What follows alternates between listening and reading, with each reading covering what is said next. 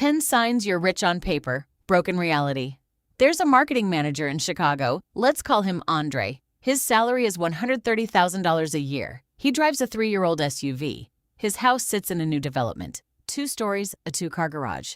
Every time his friends scroll through his Instagram feed, they think one thing. Andre has it figured out.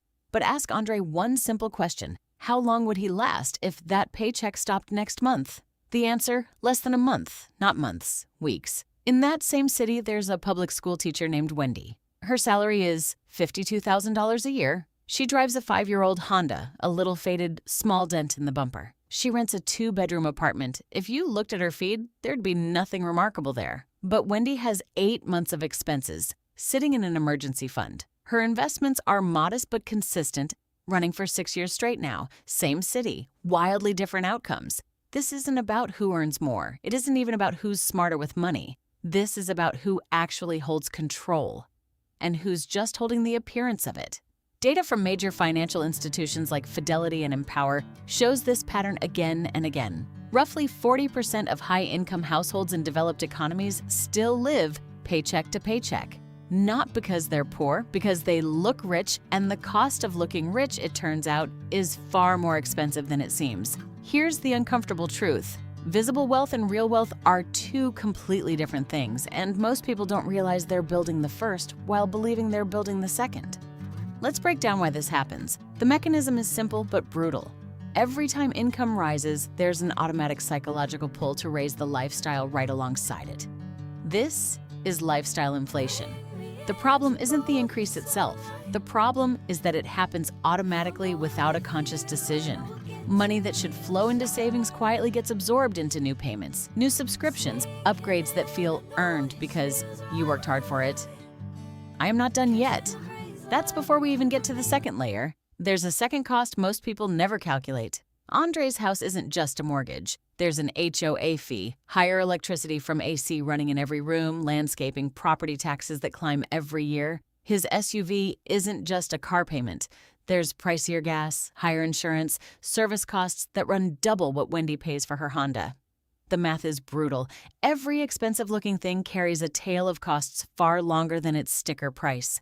Now, let's get into the 10 signs. If you recognize 2 or more of these in your own life, this isn't here to judge you. It's here to make you aware, because awareness is the first step before any system can be fixed. Sign 1. You don't actually know your monthly expenses. Asked right now, you'd answer with a rough guess, not an exact number. People who are genuinely financially secure can usually name a number close to exact because they track it. Sign 2. Your emergency fund covers less than 3 months of expenses. Not 3 months of salary, 3 months of expenses. That difference matters. The Federal Reserve has repeatedly found that nearly 4 in 10 adults couldn't cover a $400 emergency without borrowing. That number holds steady across countries, across income levels. Sign 3. You upgrade things before the old one is actually broken or obsolete. New phone while the old one still works fine. New car while the old one is still healthy. This isn't about need, it's about wanting to look updated. Sign 4. Most of this month's spending will look identical next month without you ever actually redeciding it.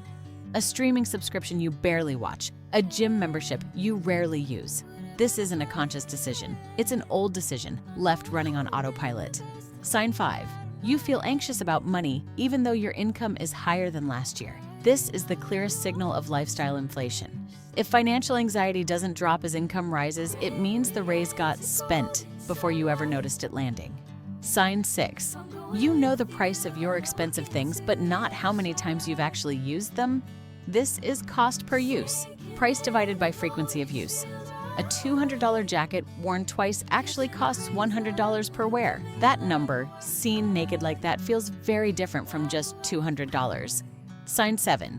Your investments are much smaller than your monthly payments. If your total monthly obligations, mortgage, car, credit cards, outweigh what you're investing or saving, you're building liabilities faster than you're building assets. Sign 8. You compare your life to people who are also struggling financially, but who look fine. This is a cycle that feeds itself.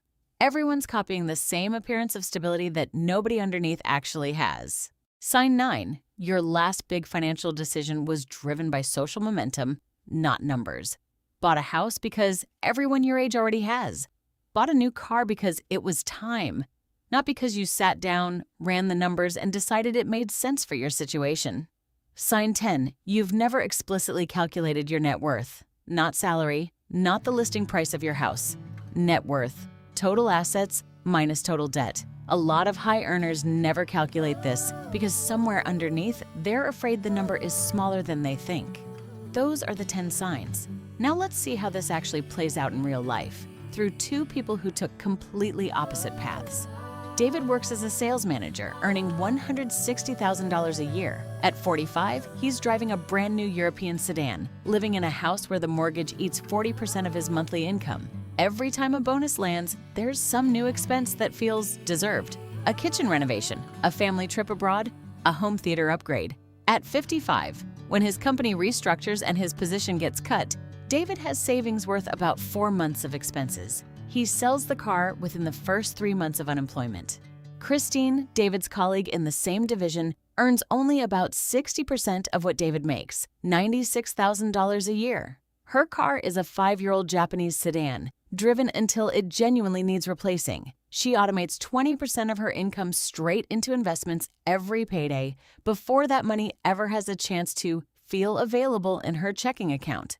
At 55, when the same restructuring happens and her position is also cut, Christine has enough to cover 3 years without any income at all, and a portfolio that, assuming a 7% average annual return, is worth over $400,000. Same company, same restructuring, completely opposite outcomes. The difference isn't income. The difference is that one person built a system working automatically for their future, and the other let his lifestyle run automatically alongside his paycheck. This isn't about deprivation. This isn't about never upgrading anything, never buying something nice. If a purchase genuinely aligns with your values and you're fully aware of its cost, go ahead. This is about intention, not blind restriction. So where do you start? Here are steps you can take in stages. Not all at once, because big changes made all at once usually collapse within 2 weeks. This week, calculate your net worth. Just one number: total assets minus total debt. It doesn't need to be perfect, just honest. This month, set up one automatic transfer from your paycheck to savings or investments, landing the same day your paycheck does. Start with a number that doesn't feel painful. 5 to 10% is enough to build the habit. This quarter, audit your 3 biggest non-essential expenses. Calculate the cost per use on each. If the number surprises you, that's not a reason to beat yourself up. That's information for a more conscious decision next month. Real wealth whispers. Fake wealth screams. Real wealth doesn't need an audience to feel secure. Wealth on display is often the most fragile kind because every bit of the display carries a cost quietly eating away at the foundation underneath it. The question isn't how much you're earning this month. The question is, if that income stopped tomorrow, what do you actually have?